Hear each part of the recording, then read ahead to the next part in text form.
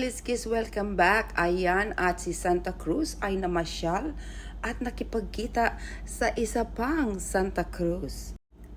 Oo, excited kaming magkaibigan kasi pareho yung sasakyan namin. Magkaiba nga lang ng trim. Ang sa akin ay SEL at ang sa kanya ay XRT. At ang kanya ay nabili niya noong 2023 at ako naman ay kabibili pa lamang nung isang buwan, which is 2024 na. Tara mga kaliskis, samahan nyo kami at i-enjoy natin ang moment. Ang ganda.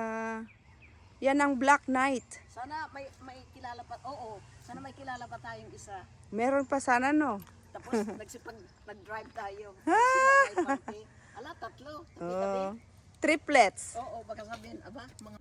At syempre, binisita din natin ang kanyang bahay na nasa lakefront. Oh, ayan. Ang ganda. So, dyan ka lang nakaharap, nakatingin sa ano mo, sa lake. Coffee. Oh. Tapos, mag-grill dyan. Andyan yung ano. In the garage. Pero pag maliit lang yan na. Uy, I like that one. It's so cute. Yeah. Oy, mama.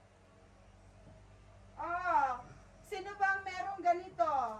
Oh, screen porch? Yo, next time. Sit here rocking with your coffee That's right. while you are facing the lake And Turon.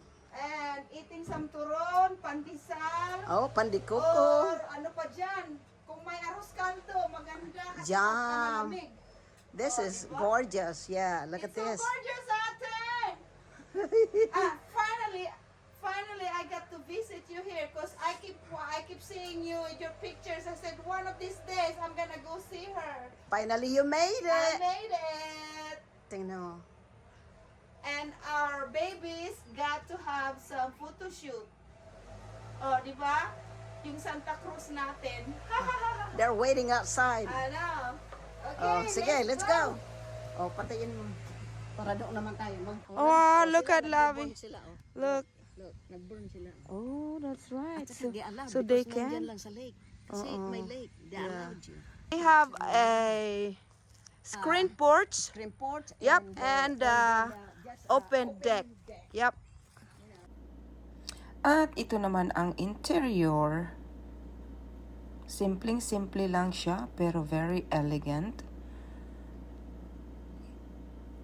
Sana ako magkaroon din ng ganito. Oh, di ba? Sana lang. Sana all.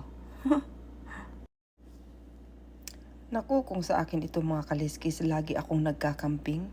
At saka yung kayak ko laging nandoon sa lake.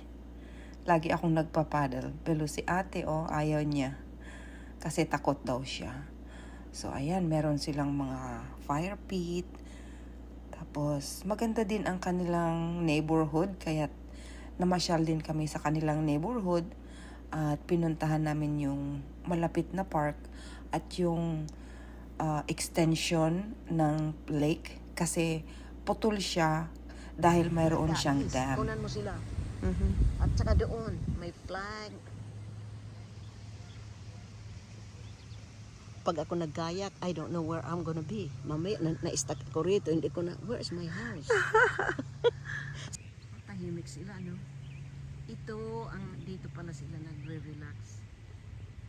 Nakita mo yung mga bulaklak na iyon? Ang ganda. Mhm.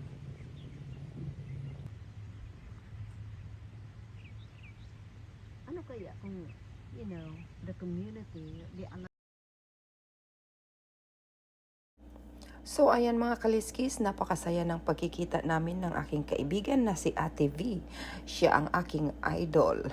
At syempre yung pagkikita ng dalawang Santa Cruz. Kaya maraming salamat sa panonood. Hanggang sa muli. Bye!